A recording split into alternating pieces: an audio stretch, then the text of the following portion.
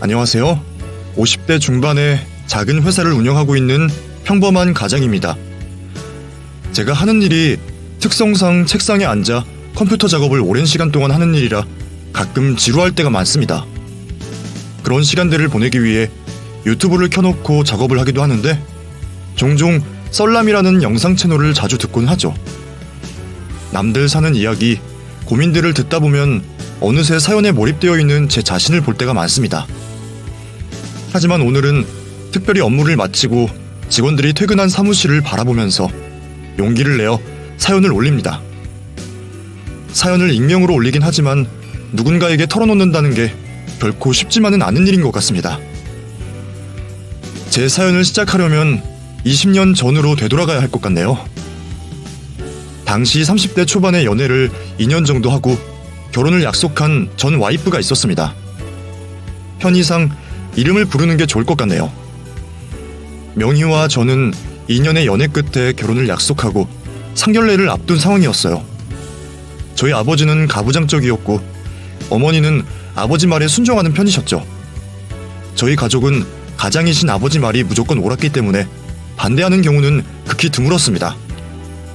그런 아버지의 성격에 가장 피해를 많이 본 사람은 6살 차이 나는 형이었죠. 아버지는 형에 대한 기대가 매우 커서 결혼까지 간섭을 하셨어요. 결국 맏며느리의 조건을 본인이 정하시고는 어느 날 형한테 아내 될 사람이라며 소개를 해주셨죠. 그 후 한 달 정도 지나서 형은 지금의 형수와 결혼을 해야만 했던 기억이 나네요. 그래서 그런지 형은 저에게만은 꼭 하고 싶은 대로 다 하며 진한 연애 결혼을 하라는 말을 자주 하곤 했습니다. 다행히도 아버지의 관심은 오직 형이었고 저는 관심에서 조금 벗어날 수 있어서 자유를 누릴 수 있었죠. 하고 싶은 건 다 하며 젊은 시절을 보냈던 것 같아요. 하지만 저 역시 결혼에 대해서는 자유롭지 못했고 초반에 명희를 부모님께 소개해드리는 자리는 정말 쥐구멍이라도 들어가고 싶은 심정이었습니다. 아버지는 처음 명희를 만나는 자리에서 서슴없이 거친 말들을 하셨죠. 우리 원재랑 만난 세월이 꽤 된다고? 부모님은 뭐 하시는 분이신가? 재산이 어느 정도 있어야 우리 집안하고 맞을 텐데 결혼하면 일은 안 하는 거지? 내가 주변 사람들 겪어봐서 말하는 거야. 여자가 나가서 일하면 그 집은 잘된 꼴을 못 봤어. 아버지의 말을 들은 명희는 할 말은 해야 하는 성격이었던 터라 아버지 말이 부당하다고 느껴졌는지 본인의 생각을 거침없이 말했습니다. 그런 성격 때문에 명희를 더 놓치고 싶지 않은 것도 있었죠. 아버님, 원재씨와 결혼해서도 아이 가지기 전까지는 일하고 싶어요. 원재씨가 워낙 능력이 좋은 건 알지만 제가 조금이나마 벌 수 있을 때 벌어놓으면 앞으로 아이 태어날 때나 큰일 생길 때 여유롭지 않겠어요? 아버님이 걱정하시지 않게 저희가 잘 알아서 하겠습니다. 아내의 똑부러지는 말에 아버지는 믿음이 가셨는지 더 이상 말은 하시지 않으셨고 상견례 날까지 잡은 후 결혼 준비가 일사천리로 진행되어 갔죠. 함께 식장을 잡고 청첩장을 돌리면서 미래에 대한 행복한 꿈을 꿨습니다. 명희는 홀어머니만 계셔서 가족들이 많이 못 올 것에 대해 걱정을 많이 했어요. 그래서 최대한 규모가 작게 결혼식을 올렸으면 좋겠다는 말에 저는 그렇게 했죠. 그런데 식장도 잡았고 신혼여행도 제주도로 정한 상황에서 어느 날 뜬금없이 명희가 연락이 안 되는 겁니다. 하루는 그냥 그러려니 넘겼는데 이틀이 돼도 연락이 없어서 장모님께 찾아가 봤죠. 장모님은 제가 온 이유에 대해서 전혀 모르셨고 명희와 어제까지도 연락을 했다면서 걱정을 하시더군요. 장모님, 이틀째 명희랑 연락이 안 되는데 어디 있는지 아세요? 집에 가도 없고 친구들한테 연락해봐도 모른다고 하고요.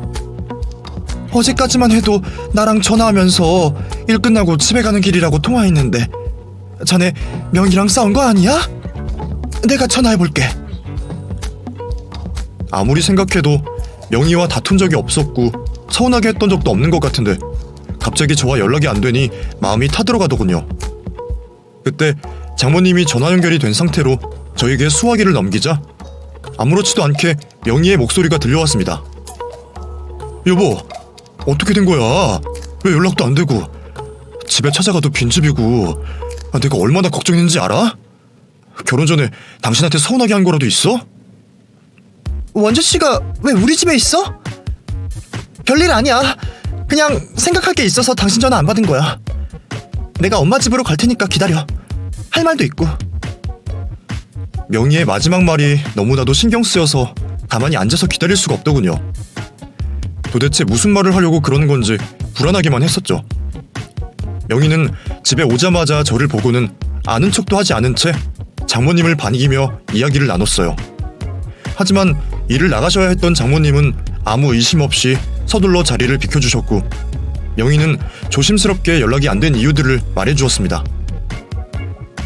내가 생각을 많이 해봤는데 나 당신이랑 결혼 못할 것 같아. 자신이 없어졌어.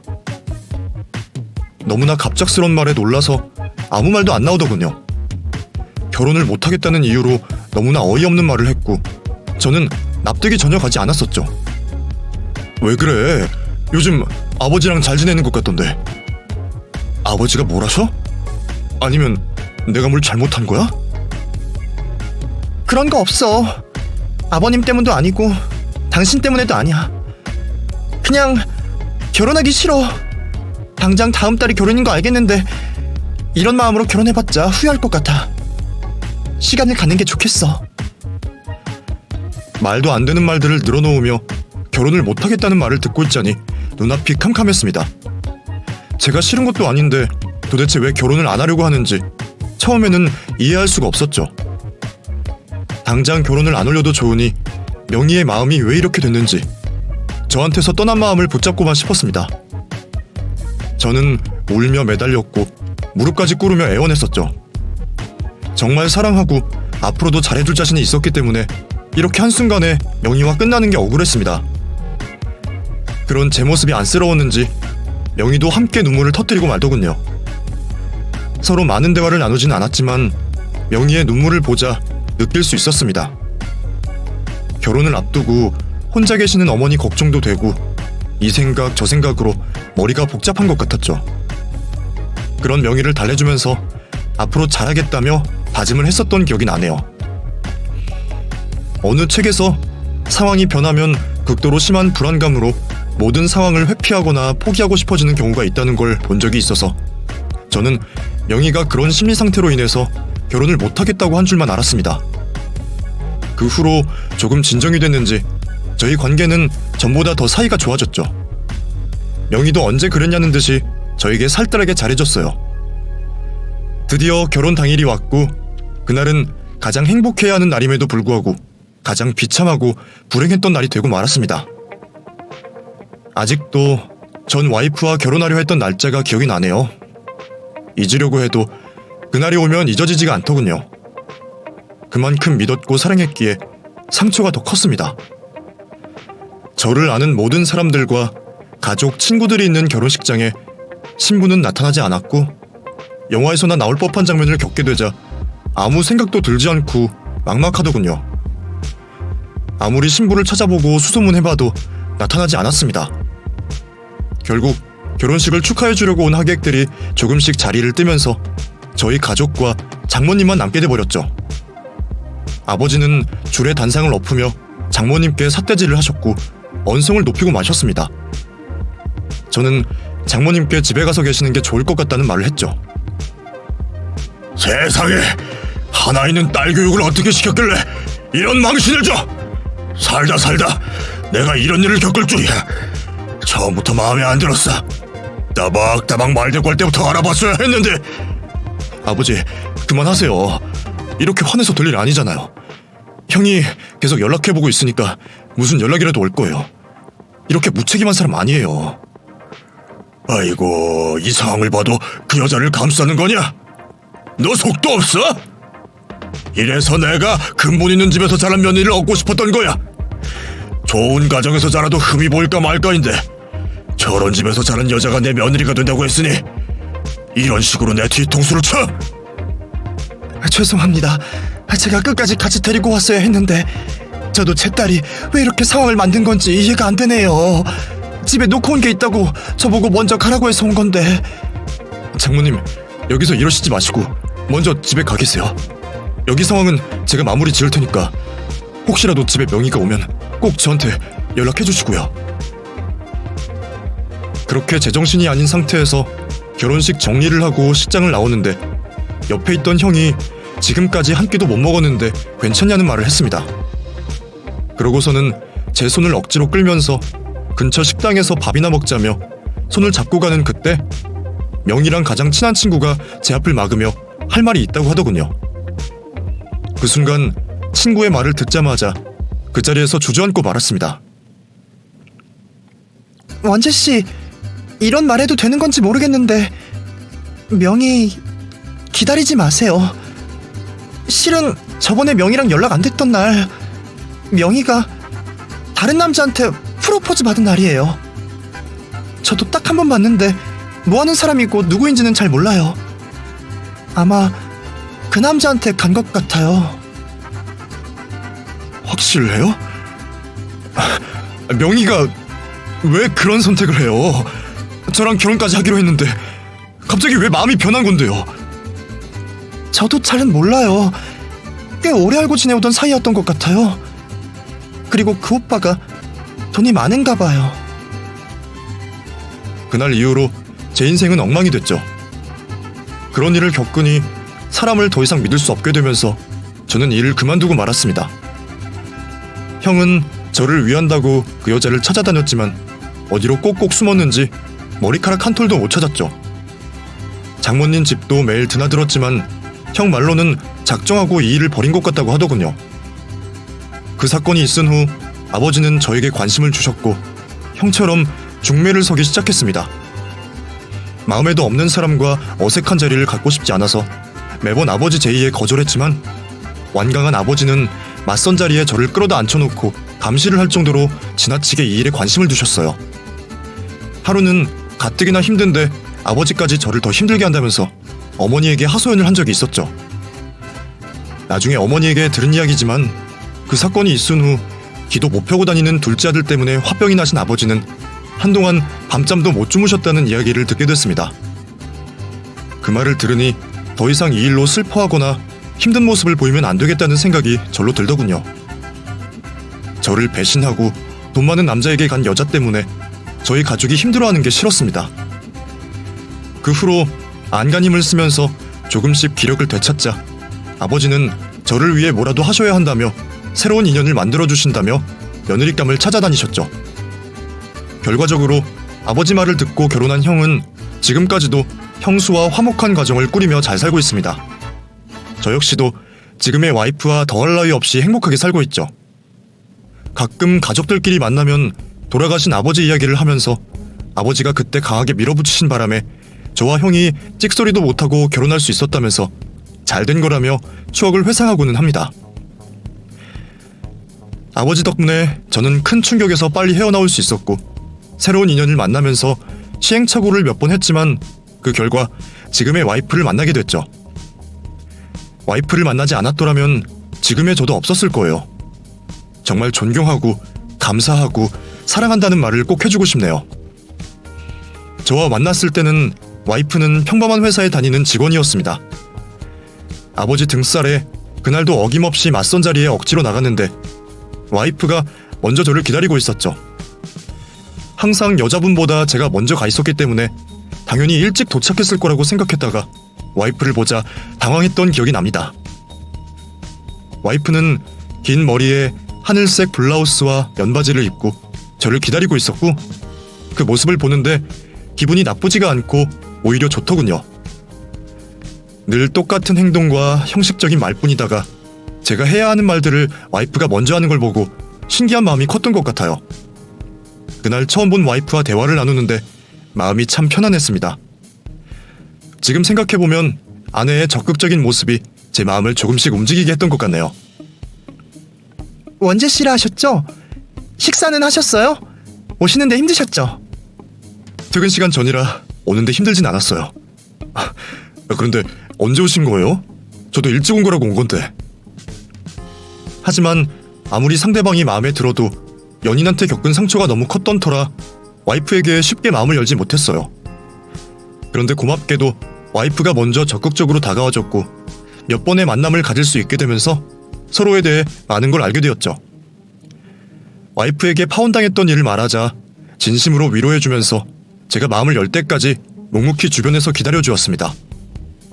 그렇게 지금의 와이프와 결혼에 골인을 하게 되었고 딸아이와 늦둥이 고등학생 아들과 함께 지내네요. 와이프는 현명한 사람입니다. 제가 배울 점이 참 많아서 늘 고맙게 생각하고 있죠. 처음에는 직원 2명으로 시작한 회사가 현재는 8명의 직원과 함께 일할 수 있게 된 건 순전히 아내의 뒷받침이 있어줬습니다. 회사가 조금씩 성장하자 저 혼자서는 감당하기 벅차서 아내에게 일을 도와달라고 했고 아내의 도움으로 저는 직원들과 어플리케이션 개발이나 컴퓨터 프로그램 개발만 집중적으로 할 수 있게 되었죠. 덕분에 회사는 날이 갈수록 번창했고 조금씩 기부도 하면서 삶을 살아갈 수 있게 되더군요. 하루는 아내가 회사 문제로 저에게 대화를 청했습니다. 여보, 이번에 순영 씨가 출산 때문에 회사 그만두잖아. 우리 직원 1명 더 뽑아야 해. 지금 멤버도 좋은데 또 뽑자고?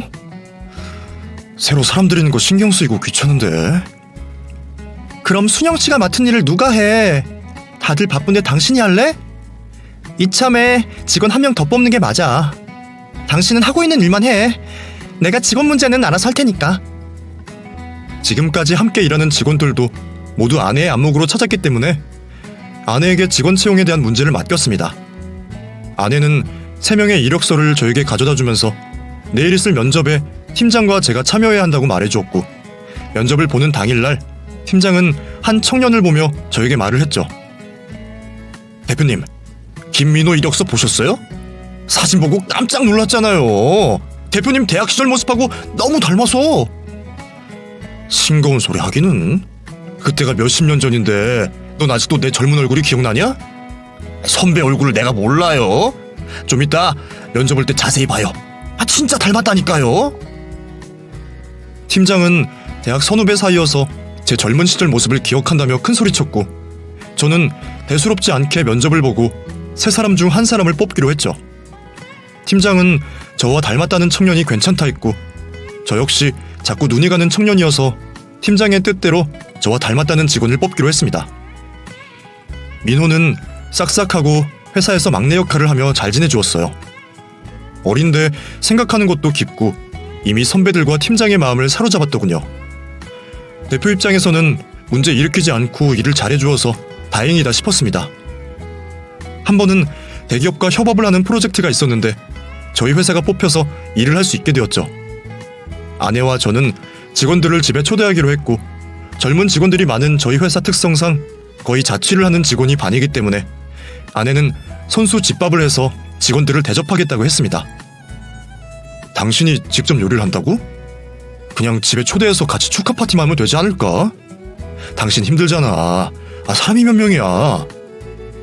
이번에 당신 회사 사람들 고생 많이 했잖아. 그리고 우리가 조금만 빨리 결혼했으면 다 우리 자식쯤 됐을 건데 어쩌다 한 번은 이렇게 해도 돼. 직원들 밥 한 끼에서 먹이는 게 뭐 어려운 일이라고. 하긴 그렇긴 해. 팀장 빼고 다 20대 30대인데 당신이 이렇게 해주니까 애들도 힘나서 더 열심히 하겠다. 다들 밥 거르고 회사에서 인스턴트만 챙겨 먹는데. 그러니까 고마운 줄 알면 가서 어디쯤 왔는지 전화나 해봐요. 옆에서 말 걸지 말고. 그날 직원들을 초대해서 함께 식사를 하며 즐거운 시간을 보냈습니다. 도중에 딸아이와 아들도 함께 자리를 해주자 분위기는 더 무르익어 것 같죠. 그런데 회사에서 제일 막내인 민호가 얼굴이 울상이자 아내가 신경이 쓰였는지 몸이 안 좋냐며 물었고 민호는 대뜸 눈물을 흘리는 게 아니겠어요? 저와 아내는 당황한 채 민호를 방으로 불렀습니다. 집안에 안 좋은 일이 있는 건지 몸이 안 좋은 건지 물었고 아끼는 직원이 울상인 채 자리에 앉아있으니 여간 마음이 놓이지 않더군요. 안 좋은 일 있는 거야? 회사에 건의하고 싶은 거 있으면 오늘 같은 날 말해야 돼. 오늘은 회사도 아니니까 맘 터놓고 이야기해봐. 아닙니다. 이렇게 잘해주시는데 바라는 거 없어요. 사모님이랑 대표님 가족 보기 좋고 회사도 분위기가 좋아서 너무 좋아요. 그럼 집에 무슨 일이라도 있어? 기쁜 자리에 민호가 눈물을 흘리니까 마음이 좋지 않은데. 죄송해요. 너무 좋아서 저도 모르게 눈물이 나왔나 봐요. 저 때문에 분위기 망친 거 아니죠? 망치긴. 앞으로 고민 있으면 언제든 이야기해. 도울 수 있는 일이면 도울 테니까. 민호는 아들 같아서 내가 아끼는 거 알지? 일도 잘해줘서 항상 고맙게 생각해. 대표라는 자리에 있다 보니 언제부턴지 아랫사람들을 챙기는 일들이 당연시되었고, 처음에는 민호 역시 제 사람이고 저와 회사를 위해 일해주는 직원이기 때문에 아꼈죠. 이런 호의는 꼭 민호가 아니어도 다른 직원들에게 의뢰하는 말이었지만, 민호는 감격에 찼는지 감사하다며 집으로 돌아갈 때까지 90도로 인사하며 돌아갔습니다. 그 모습을 보자 아내는 장난으로 도대체 얼마나 혼을 냈기에 민호가 저렇게 주눅이 들어 인사하며 가냐는 식으로 말하더군요. 하지만 마음 한켠이 이상하게 좋지 않았습니다. 그렇게 몇 주가 지나고 어느 날 제 촉이 맞은 건지 민호가 아무 이유 없이 회사에 나오지 않았고, 팀장도 모르겠다는 말을 하며 연락을 기다리고 있다고 하던 찰나에 저에게 전화 한 통이 왔습니다. 전화를 한 사람은 민호였고, 전화를 받자마자 무슨 일이냐고 물었죠. 민호는 울먹이는 목소리로 밥 한 끼 사주실 수 있냐는 말을 했습니다. 조금 뜬금없었지만 저녁 약속을 잡고 퇴근을 해서 민호를 만나러 갔었죠. 이제 20대 초반인 민호는 아직 군대도 다녀오지 않았다고 했습니다. 그 또래 젊은이들이 고민이 뭘까 하며 걱정스런 마음으로 민호를 만났었죠. 그런데 식당 한켠에서 저를 기다리고 있는 민호를 보자 마음이 찢어지고 말았습니다. 아니, 어디서 싸웠어? 눈은 또 왜 이렇게 퉁퉁 부은 거야? 얼마나 울었길래? 이마에 난 상처는 뭐고? 민호야, 너 무슨 일 있는 거지? 그날 우리 집에서부터. 무슨 일인지 말해봐. 대표님, 죄송해요. 정말 죄송해요. 뭐가 죄송한데? 말을 해봐. 회사 그만둬야 하는 거니? 그게 아니고, 실은 제가 그러니까 혹시 박명희라고 아세요? 그분이 저희 엄마세요. 순간 민호의 말에서 잊고 있었던 명희의 이름이 나오자 당황하고 말았습니다. 민호는 자신이 명희의 아들이라며 소개를 했고, 엄마한테 들어서 저와 명희의 관계를 알고 있다고 하더군요. 엄마가 다 이야기해 주셨어요. 저도 알게 된 건 얼마 되지 않았어요. 20년 동안 지금 계신 아빠가 제 아빠인 줄 알면서 지냈는데. 잠깐, 뭐라고? 아빠? 누가 누구 아빠라는 거야? 명희가 도대체 무슨 말을 한 거야? 그 뒤로 민호의 입에서 나오는 말들은 충격적이다 못해 심장이 미친 듯이 뛸 만큼 황당한 이야기를 했습니다. 20년 전에 저희 엄마가 대표님을 배신하고 다른 남자와 결혼했대요. 대표님이랑 결혼식장도 잡아놓고 식만 올리면 되는 건데, 엄마한테 지금 제 아빠가 프로포즈를 했고 엄마가 거절하지 못했다고 하더라고요. 이 회사도 엄마가 이력서 넣어보라고 해서 넣었고요. 처음에는 말 안 해주려 했대요. 그런데 제가 대표님 회사에 합격하고 나니까 엄마가 대표님과의 관계를 말해주더라고요. 한동안 아무 말도 하지 못했어요. 민호의 말에 어떤 말을 해야 할지 쉽게 떠오르지 않더군요. 그런데 제 아들이라는 말이 순간 떠올라서 민호에게 물었습니다. 그래, 너희 엄마랑은 예전에 그렇고 그런 사이였어. 그런데 네가 내 아들이 아니? 그건 무슨 말이니? 명희가 그러든? 아빠랑 결혼하고 한 달 뒤에 임신 사실을 알게 됐대요. 엄마는 숨어서 아빠와 지냈던 터라 아빠 아이를 임신할 여유조차 없었다고 했어요. 처음에는 제가 대표님의 아들이 아닐 거라고 생각했는데, 저를 낳고 제가 커가면서 대표님이랑 너무 닮아서 확신이 들었다고 했어요. 저를 키워주신 아빠는 이 사실을 모르세요. 그동안 팀장이 저와 민호가 닮았다며 장난식으로 했던 말이 떠오르더군요. 저는 민호에게 명희의 전화번호를 받았고 괜찮다면 유전자 검사를 해도 되겠냐고 물었습니다. 민호도 확실한 게 좋다며 흔쾌히 수락해주더군요. 그리고 이 일로 회사를 안 나오는 건 다른 직원들에게 피해를 주는 거라며 민호를 다독여 회사에 출근을 하라고 했습니다. 그리고 당장 명희를 만나 따져 묻고 싶었지만 유전자 검사 결과가 나오기만을 기다렸죠. 결과는 친자가 확실했고 그날 명희와 만나자는 연락을 했습니다. 명희는 마치 제 전화를 기다렸다는 듯이 받았고 약속 장소에 먼저 나와서 기다리고 있더군요.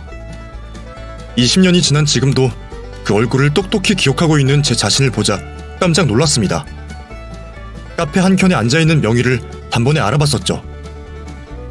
어머, 생각보다 일찍 왔네. 난 당신이 안 나오면 어쩌나 걱정했는데 내가 보고 싶었던 거야? 여전하구나. 말 같지도 않은 말들을 늘어놓는 거 보니까. 도대체 무슨 염치로 내 앞에 나타난 거야? 너무 옛날 일인데 내가 그 일로 사과해야 하는 거야? 민호 말로는 잘 살고 있다던데 오히려 나한테 고마워해야 하는 거 아닌가?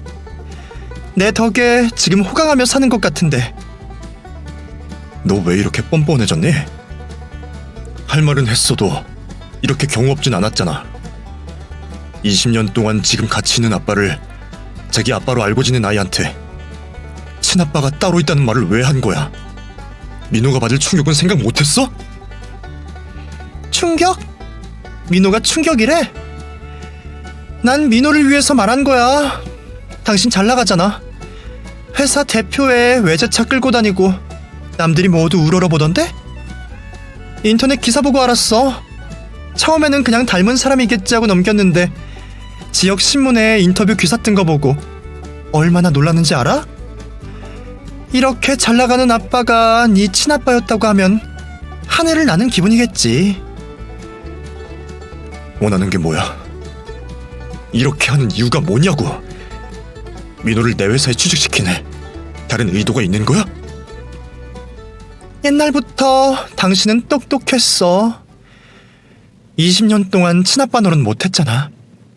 그동안 못한 아빠 노릇 민호한테 하라고. 옆에 있으면서 민호 잘 챙겨줄 수 있잖아. 당신 남편은 이 사실 모른다며. 알게 되면 민호한테 해코지하는 거 아니야? 그런데도 내 옆에 민호를 두겠다고? 명희는 남편에 대해서 말하자 더 이상 말을 하지 않더군요. 나중에 한 사실은 남편이 사업으로 진 빚 때문에 자신은 식당에서 일을 하고 있고 사이가 좋지 않다는 말을 들었습니다. 자존심이 센 여자라 제 앞에서 차마 남편에 대한 말을 할 수 없었던 듯 싶어요. 저를 배신하고 잘난 남편을 선택했는데 명희가 봤을 때는 자신의 모습이 한없이 초라했을 겁니다. 하지만 그런 상황에서도 저에게 바라는 게 있었는지 제 앞에 당당하게 나타난 여자였죠. 그동안 어떻게 살아왔고 힘들었는지 저는 관심이 없습니다. 이미 제 와이프를 만난 순간부터 제 인생에 그 여자는 지워진 지 오래고 미련 따위 남지 않았죠. 하지만 민호는 달랐습니다. 친자라는 게 확실해졌고 그 사실을 민호와 제가 안 이상 민호를 떨칠 수 없겠더군요. 명희와 만난 이후 별일 없는 것처럼 민호는 회사에 출근을 하게 했고 그렇게 잠잠해지는가 싶었습니다. 하지만 몇 달 전에 명희가 저와 민호가 있는 회사 건물로 찾아왔더군요. 점심시간이었는데 회사 로비에서 명희와 씨름하고 있는 민호를 보게 됐습니다. 상황을 보니 막무가내로 소리를 지르는 명희와 당황해하며 회사 안으로 못 들어가게 하려는 민호를 볼 수 있었어요. 민호의 표정을 보니 거의 울기 직전의 표정이더군요. 민호야, 너는 회사 올라가봐. 여기는 내가 있을 테니까. 대표님, 저희 엄마 좀 알려주세요. 갑자기 찾아와서는 무작정 회사로 들어가겠다고 하는데 미치겠어요. 뭐 하는 짓이야? 아들이 다니는 회사에서 행패라도 부리게? 둘이 부자지간이라 서로 편드는 거야. 김민호, 너 엄마가 그렇게 가르쳤어? 바보같이 하라는 대로 말도 못하면서. 너 집에서 봐. 명희는 무슨 말을 하려고 하다가 식사를 끝마치고 회사 안으로 들어오는 사람들을 보자 돌아가더군요. 회사 건물은 여러 회사들이 복합적으로 있다 보니 지나치는 사람들이 많았습니다. 저는 민호에게 도대체 엄마와 무슨 일이 있었는지 물어야 했죠.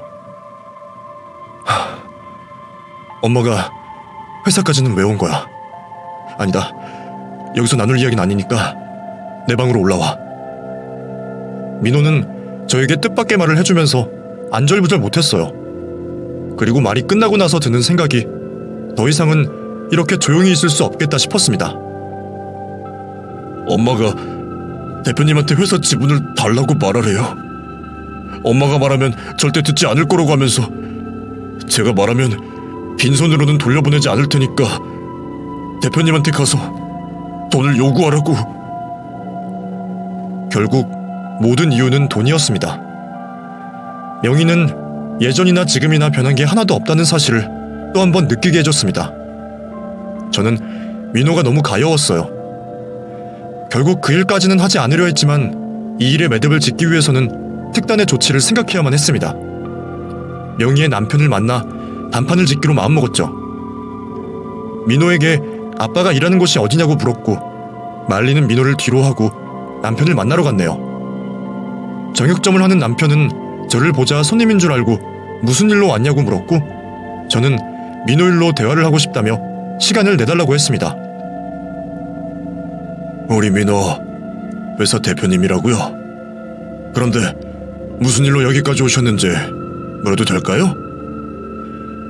사장님, 지금부터 제 말 잘 들어주십시오. 사장님에 대한 나쁜 감정은 없습니다. 제가 이렇게 하지 않으면 명희는 계속 저에게 돈을 요구할 거고 결국 제 가정은 파탄나겠죠. 저는 제 가족이 우선인 사람입니다. 무슨 말을 하려고 그렇게 힘을 줘요? 우리 와이프가 당신한테 왜 돈을 요구합니까? 이건 유전자 검사 결과입니다. 20년 전에 결혼을 앞두고 있는 명희에게 프로포즈를 하셨죠. 명희는 제가 아닌 사장님을 선택했고요. 이 종이는 사장님 아들인 민호가 제 친자식이라는 유전자 검사 결과지입니다. 저도 민호도 최근에 이 사실을 알았고 현재는 명희가 저희 회사를 소개시켜주면서 민호가 제 직원으로 일하고 있습니다. 남편은 꽤 충격이 컸는지 입을 다물지 못한 채 넋이 나간 표정으로 제 말을 듣고 있더군요. 명희가 민호를 협박하고 있습니다. 저에게 돈을 요구하라고 오늘도 회사에 찾아와서 민호를 괴롭힌 모양이에요. 들어보니 제 회사 지분을 원하더군요. 내가 처음 본 당신 말을 믿어야 합니까? 20년을 넘게 같이 산 제 와이프 말을 믿어야 합니까? 민호는 제 자식이 아닌 줄 알고 있었어요. 심증만 있었는데 이렇게 증거가 확실하게 나왔네요.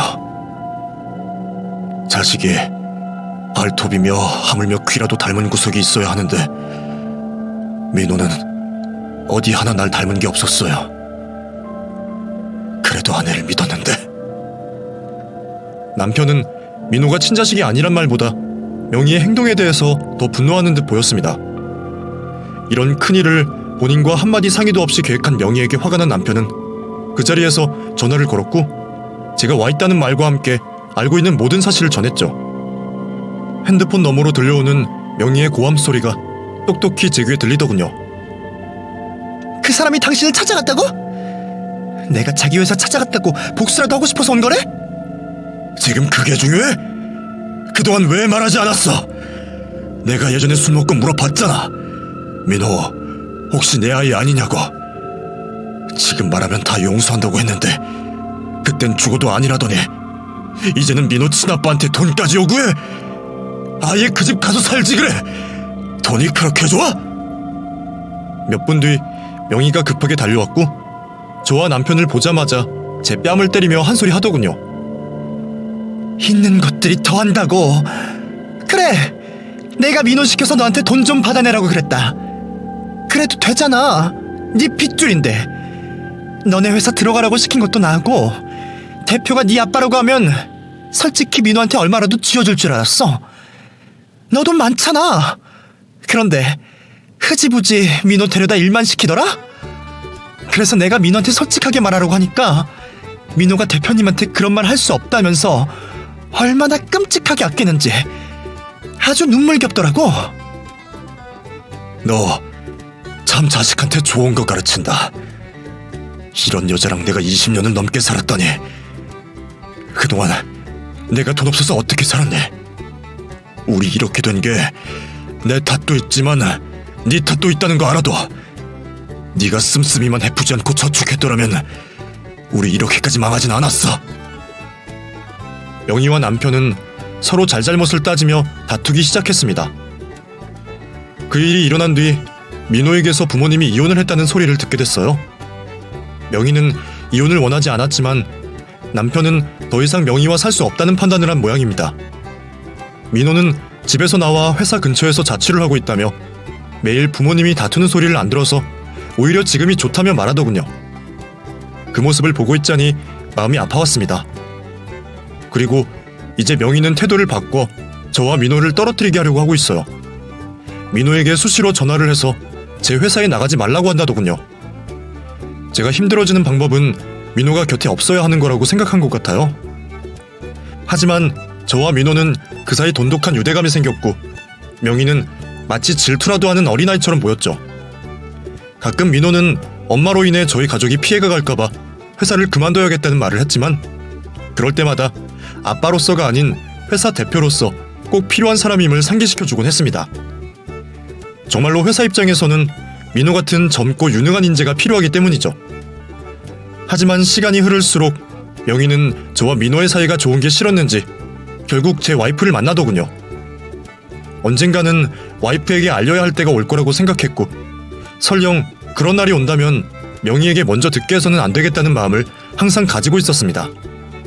그래서 명희가 먼저 제 와이프를 만나기 전에 하루 날을 잡아 아내에게 민호에 대해 조심스럽게 말을 꺼냈죠. 여보, 우리 예전처럼 집에 사람 초대할까? 좋지. 당신 직원들 날 잡아서 알려줘요. 그때 맞춰서 내가 음식 장만할 테니까. 아니, 직원들 전체 말고 한 사람만 초대해도 돼? 한 사람? 누구? 서 팀장 말하는 거야?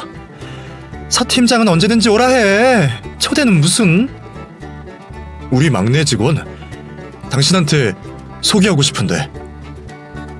아내는 막내 직원이라는 제 말에 놀란 듯 다시 한번 물었습니다.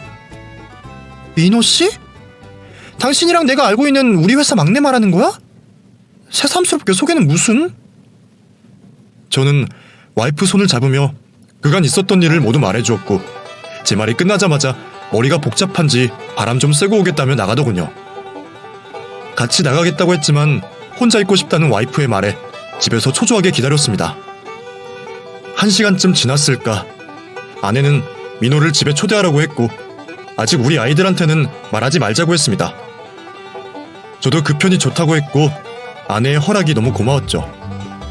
그렇게 민호를 집에 초대하고 얼마 지나지 않아 민호가 갑자기 사직서를 내는 게 아니겠어요?